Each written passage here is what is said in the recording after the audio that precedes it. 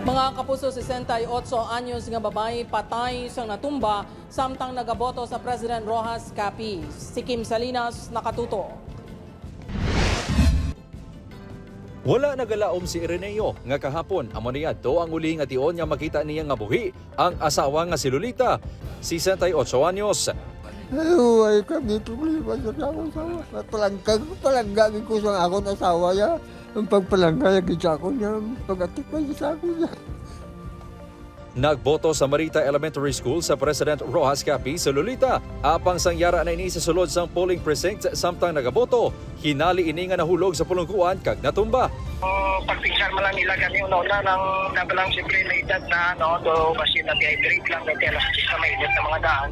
Gindala pa ini sa ospital apang gideklara nga dead on arrival. Sunod ang bana sa biktima, may ginasoprer nga hypertension ng biktima. Nakainuman ini sang bulong antes nagboto. Cardiac arrest ang ginatulong agin kamatay sini sunod sa kapulisan. Mapaang ang tiyempo. Apang sunod sa pila ka residente, wala man nagreklamo ang biktima nga nagalain nagali ang iya pamatsyag.